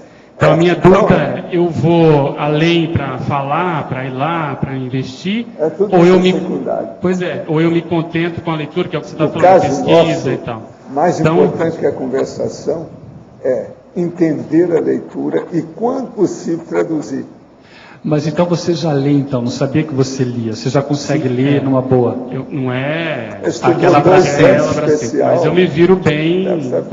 Então a minha dúvida é, eu sei que se eu me dedicar, a tendência é subtar, mas para isso eu vou ter que abrir mão de outras coisas que eu estou fazendo, então, em termos de ProEx, colocando eu lógico nessa Agora, conversa, a minha dúvida é exatamente essa. A pergunta para ele é a seguinte: você teve facilidade quando você teve o primeiro contato com o francês? Ah, sim. Sem me dedicar tanto... Mas se não tivesse, aí ficaria difícil. Aí ia dar uma rasteira mesmo. Mas com pouco investimento eu tive muito resultado. É isso que eu vejo. O meu caso com o processo espanhol foi muito recente. Entende? Então, o que se passa? Eu aprendi por mim, eu já nasci sabendo espanhol. Entendeu? É uma coisa absurda, mas já é. Porque está muito isso. latente, muito Ninguém me ensinou, não precisei de trabalhar muito com isso, nem nada. Sim. Então, o nível de dedicação que você teria que aplicar agora, se você estiver insatisfeito, aí tem que ver, né? Se você estiver insatisfeito com o seu nível de leitura, de compreensão das ideias, porque o nível de leitura realmente meio razoável, às vezes, ou você leva muito tempo, ou você não consegue compreender muito bem o texto. E aí é insatisfatório, né? Ele tem um outro travão que você esqueceu. O francês dele é mais antigo. Não, mas veja, eu acho que o francês dessa época, não, ok. Mas o francês não mudou tanto. As expressões idiomáticas. As expressões, sim. Não, vamos devagar com isso. Mas veja. Você está muito assentado no processo da conversação. Quando entra a erudição, transcende isso. É o caso dele. Tem que entrar a erudição. Então aí o problema é leitura profunda, tradução profunda dele. Ele traduzir. Aí é mais sério do que ser intérprete. Não, sem dúvida. Você sabe, o tradutor é o intérprete mais bravo que tem, que é o teoricão teático, né? Mais prático. Esse aqui é o mais bravo que tem, cada teoria. A hora que entra o pragmatismo na teoria, é o tradutor. Sim, sim. O ideal é juntar os dois. Mas o tradutor que eu estou falando, do escrito, não é o tradutor do intérprete. Então, o caso dele é essa segunda condição, então é bravo. Eu acho. Mas você não acha que ele deveria aproveitar o ensejo e aprofundar mais o francês ou não? Eu acho. Se fosse comigo, mas não é isso. Eu ia recuperar o francês de apenas 200 anos. Não é nada. Entendeu? E é diferente, eu sei que eu já andei estudando. Tem expressões de francês totalmente diferentes. Não vem com essa. Não, mas você consegue ler muita coisa se você estudou francês nessa época. Outra coisa, francês é latim. O cara fica resfriado e começa a falar francês. Aqui o brasileiro aqui fica resfriado e começa a falar francês.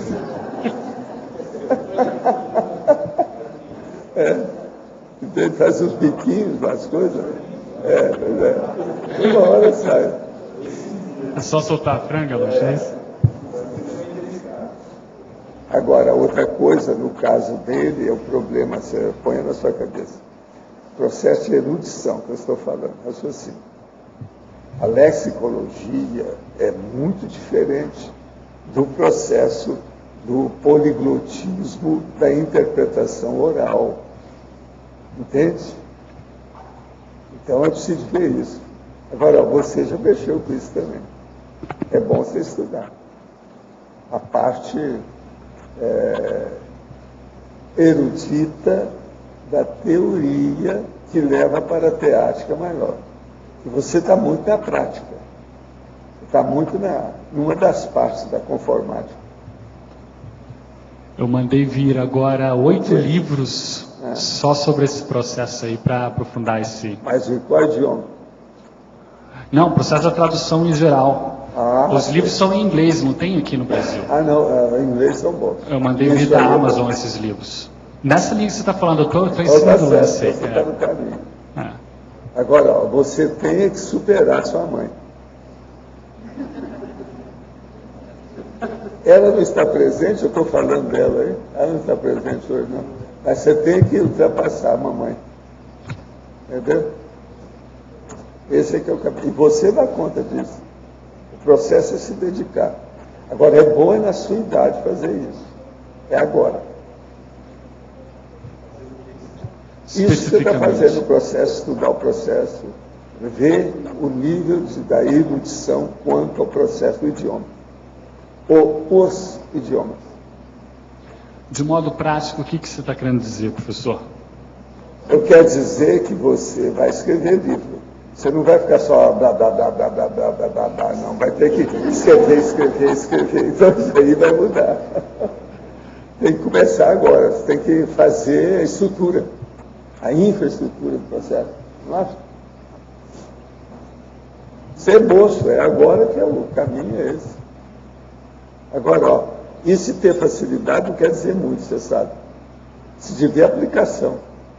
Facilidade aqui, a maioria tem, todo mundo é polivalente, é versátil, uma série de condições, tem muito talento de todo lado, mas é preciso trabalhar. Como é que fica? Preciso produzir. O processo é a produção. Otto. Professor, Otto. aqui, na sua frente, aqui. Aqui, professor, né? Por exemplo, né, quando uma borboleta se aproxima da gente, né, que tipo de mensagem a natureza poderia estar passando para a gente? Às vezes são os amparadores que estão trabalhando ali na natureza e eles mexem com a energia que bate em você. Aqui tem muito disso. E outra coisa, eles às vezes trabalham na natureza porque estão fazendo assistência para concierge. Você sabe, aqui é assim de concierge e visitante. Então tem os amparadores que auxiliam esse povo. Aqui é muito comum o processo de inseto, essa coisa toda, os voadores passar em cima da gente. Eu já tive até passarinho que chegou perto de mim, fica perto, tudo. Na semana passada... Agora isso é por causa da energia que eles mexem. Você já viu o que é assim. A Marlene também já viu.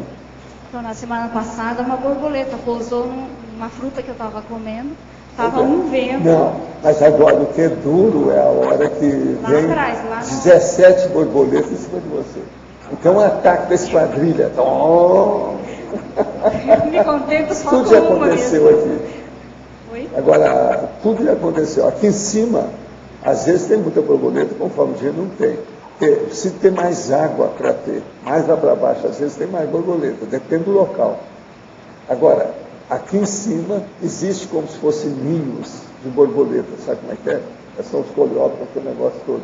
Então, por exemplo, tem essa borboleta bonita, aquela azul, grandona, às vezes tem, junto da minha casa lá, e tem um local lá. O ano inteiro tem essa borboleta. Então tem muita coisa nesse sentido. E essas aí, elas atravessam você, até assustam, porque são umas grandes. Mas se aproximar da pessoa é raro, né? Não é comum. Isso não é comum. Os insetos, como os bichos em geral, eles se afastam. Mas, por exemplo, as pombinhas aqui, às vezes, chegam para você, chega pertinho. Pode até pegar. As pombas. São essas pombas do mato. Entendeu? Aqui tem muitas delas. Essas pombas são muito assim, é como o cara fala, são frescas. Entende? Elas são dadas. É interessante isso aí. Otto. Oi. Página 13, por favor, em crescendologia. Eu queria que você explicasse o que seria esse quinto léxico aqui do primeiro crescendo. O hiperpoliglotismo. 6 ou mais. 6 ou mais. Bem falados e escritos, tecnicamente. Exato. Por isso que você sabe que essa definição, né, Fabiana, de poliglotismo, ela é muito movediça. Cada autor define uma coisa. Tem gente que define poliglotismo como 2 ou mais. Na enciclopédia a gente acabou definindo como 3 ou mais. Então a definição que tem sobre hiperpoliglotismo é 6 ou mais, mas aí, dependendo do autor você vai mudar isso. Mas aqui, na minha interpretação, é 6 ou mais. Achei interessante o crescendo, que logo depois você coloca o consciência. Exato. O mais importante não é o número, é a qualidade daquilo que a pessoa aplica do poliglotismo. A aplicabilidade. É a qualidade, não é número, não, isso é bobagem. Isso é bobagem. Eu concordo. Otto, Pois não? aqui no ar, por favor. Pois não. A partir das suas experiências pessoais, você poderia falar e comentar um pouco mais a respeito do binômio poliglotismo para psiquismo? Como que o poliglotismo vem influenciando no desenvolvimento do seu parapsiquismo? Comigo é bem assim mesmo, é o poliglotismo ajudando no desenvolvimento do parapsiquismo. Eu tenho tido profissões que lidam com o processo de idioma, então como eu dou valor a isso, ao processo profissional e dos idiomas, eu aproveitei isso, porque é o que eu tinha, era o que cada um faz o que pode, né? Aí eu aproveitei isso para poder ir desenvolvendo dentro do processo do parapsiquismo. Então, como professor de idiomas, eu tive experiências do ponto de vista de exteriorização, de energias, para os alunos fazendo provas, testes, exercícios e também processo de insight dando aula, que é comum, super comum dando aula. Como guia de turismo, tive experiências, até eu já escrevi alguns verbetes sobre isso, tenho o verbete guia de turismo autoconsciente, então processos de acoplamento, processos aí também de insights, de, enfim, assimilações energéticas.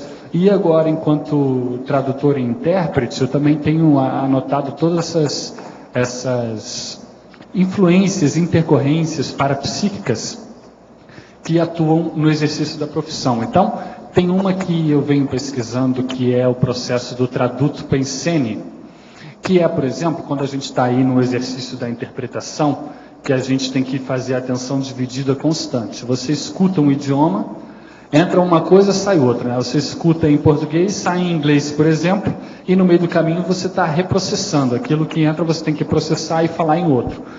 Quando você consegue fazer aquilo durante algum tempo, continuadamente, o que eu notei que comigo é que começa a dar descoincidência. Aí dá descoincidência das mãos, começa a ter soltura energossomática do processo. Então, isso é muito interessante, porque você está com a sua manifestação calcada no PEN, bem ali no processo do pensene, no processo mais mental somático, e você começa a ter solturas, enfim, é interessante esse ponto de vista. E processos de visualização de aura, processos de identificação de holopensenes. Então, isso tudo tem me ajudado no meu processo de desenvolvimento do parapsiquismo pelo poliglotismo. Agora, pois não. Não, pode continuar, depois eu pergunto. Não, é que aí também as pessoas podem atuar do sentido contrário. As pessoas que têm um parapsiquismo mais desenvolvido e que não têm tanto o poliglotismo podem utilizar esse parapsiquismo para poder, por exemplo, ali o caso do Pedro que a gente estava falando. Então, com todo esse processo aí do francês vindo à tona e tal, então ele pode tirar partido, já tem tirado partido disso, um processo de natureza parapsíquica para poder dinamizar um processo de idioma. Então, você tem dos dois lados, né? E quando você se acha projetado, assim, lucidamente, como que você vem percebendo essa questão da influência do seu poliglotismo nas projeções lúcidas? Olha, o fato das projeções lúcidas é que eu tive projeções, no caso, várias semiconscientes, onde naturalmente o idioma, o poliglotismo, ele se impõe. Então você muito naturalmente, pelo rapport, pelo holopensene que está ali, pela forma holopensênica das consciências com as quais você está interagindo, todo aquele processo faz com que você automaticamente já se expresse no outro idioma. Então, é muito natural esse processo de falar outros idiomas no extrafísico. Isso acontece com alguma frequência. Mas eu ainda não tive experiências assim de saída lúcida, vou sair lucidamente, vou fazer uma assistência tal que vai me demandar o idioma X. Isso eu ainda não tive. Porém, está no horizonte, né? Está aí no nosso horizonte de possibilidades, para vivenciar esse processo. Ok, obrigada. De nada.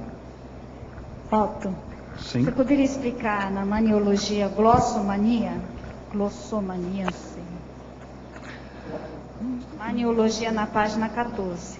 Ah, sim, a glossomania. Aqui é a mania das palavras. Aqui, glosso, no caso você tem, por exemplo, o glosso. A mania glosso tem a ver com língua, por isso que tem a linguística, um dos sinônimos da linguística, por exemplo, é glotologia.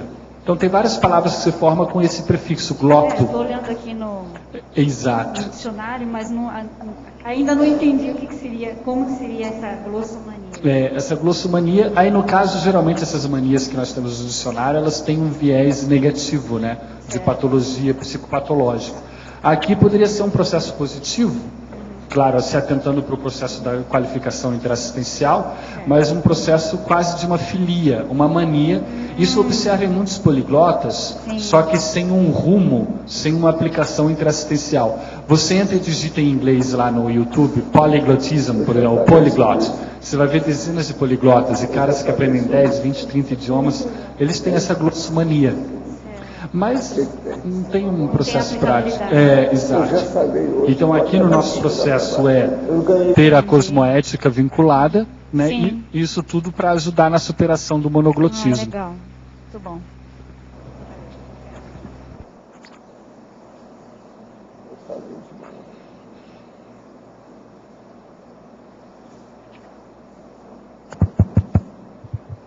Otto, aqui no B. Está funcionando? Tá. Página 14, item politicologia. O que você poderia trazer de metodologia para aplicar a nossa realidade aqui no Brasil. O que poderia ser útil para aplicar aqui no nosso caso? Aqui no nosso caso é o que nós tangenciamos, não sei se você já estava aí conversando com o João Paulo sobre a questão aqui no nosso caso específico da Tríplice Fronteira e no caso mais geral do Brasil. O processo do espanhol, por exemplo, a gente ter políticas mais firmes para o processo do espanhol. E de que maneira nós poderíamos trabalhar aqui? Você pergunta sobre metodologias, né? Por que não, por exemplo, fomentar o processo de excursões técnicas, científicas, para os jovens, as crianças na escola, nos países de língua hispânica e vice-versa. Assim a gente já trabalha com o processo. Isso não custa muito, não é tão difícil aqui, pelo menos na faixa fronteiriça do Brasil. Então isso já ajudaria dentro de um processo aí de interculturalismo, de compreensão intercultural, né? E por fim o processo do idioma. Então eu veria nesse sentido, pensando muito aqui no sentido do português e do espanhol na América. Otto, você poderia expandir em mitologia o mito da impossibilidade de se aprender idiomas em idade avançada? Isso é relacionado com as neossinapses, por favor. Tá. As neossinapses, você pode empreendê-las, você pode ter neossinapses, você pode configurar neossinapses em qualquer idade. A questão é que muitas vezes se pensa e se diz, não, eu já estou velho para aprender idiomas, isso e aquilo. Isso é muito comum da gente escutar. No entanto, o próprio professor Valdo trouxe aqui no início da tertúlia o caso do Chico Xavier, que numa idade já não tão jovem, correto? Aí, em um mês, fazendo uma imersão, conseguiu aprender aí os rudimentos, conseguiu se virar no idioma inglês. Então, tem casos, por exemplo, tem um caso aí de uma húngara, que foi uma das intérpretes aí lá dos anos 50 na Europa. O nome dela era Kató Lombi. Essa Kató Lombi, ela começou a aprender idiomas quando a Hungria, no caso, foi invadida pela Rússia. Ela já tinha doutorado em Química, trabalhava com outras coisas. Mas a partir das injunções existenciais, ela teve que aprender idioma por causa de uma questão de sobrevivência. Já tinha seus 40 e poucos, meia-idade.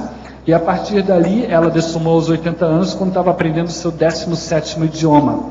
Ou seja, a pessoa, ela entrou naquela, foi. Então, a questão da idade não impossibilita ela aprender. Muitas pessoas falam, mas o bom é cedo porque você tem a questão do sotaque. Eu conheci pessoas que aprenderam inglês já na faixa dos 20 anos que tinham um sotaque muito mínimo. Isso se deve também ao talento, tudo bem.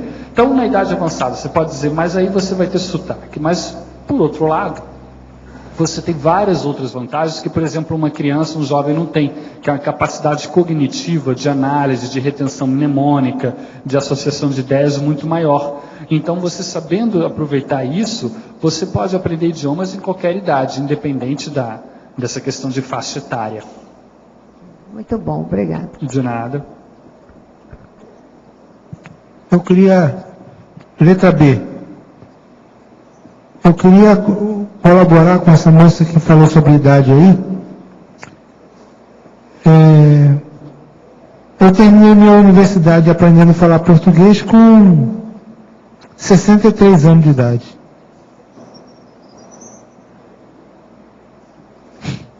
Então, esse negócio de idade é indiferente, você sempre tem possibilidades e chances de aprender sempre. Perfeito. Agora, 63 é jovem para mim. 63 o quê? É jovem para mim. Sim, é menino. Com 63 é menino, pô. É um adolescente, não é isso? Pô, tá durando aí 104 120. anos.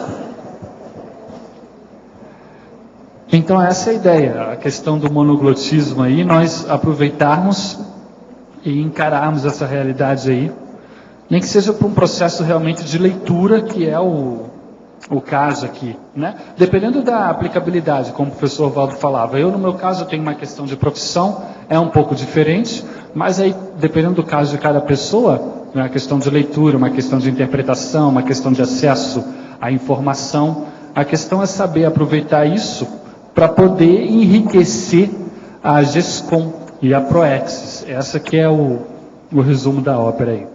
Na redação hoje, você colocou lá, total. Em tempo, tem uma questão aqui, uma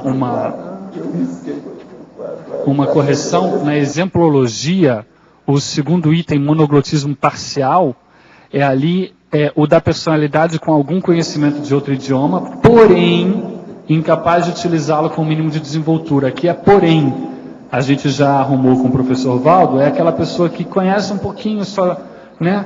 Aquele negocinho, uma palavrinha ou outra e tal, mas acabou se contentando com isso, não desenvolveu, e toda vez que se vê numa situação de leitura ou comunicativa, acaba ficando frustrada. Então, isso é um processo que também deve ser superado no crescendo da comunicabilidade pessoal.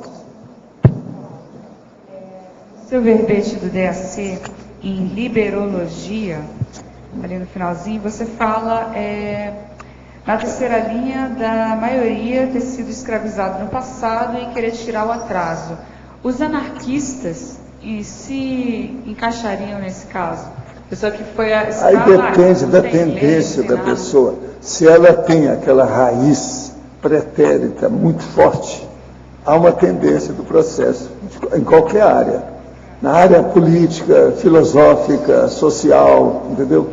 Essas coisas tudo ocorrem mesmo. O negócio é mais sério do que a gente pensa. Entende?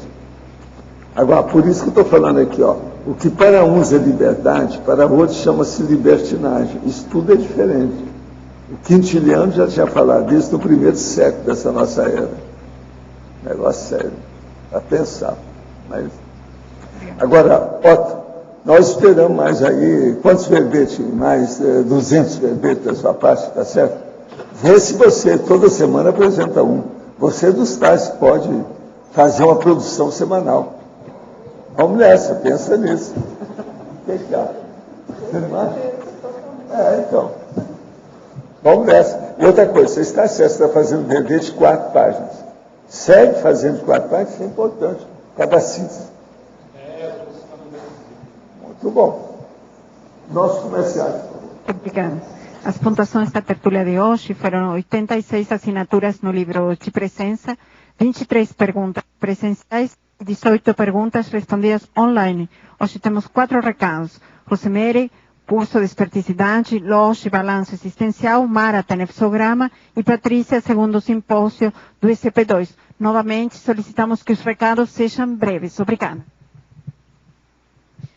Você já tem programa para o Natal?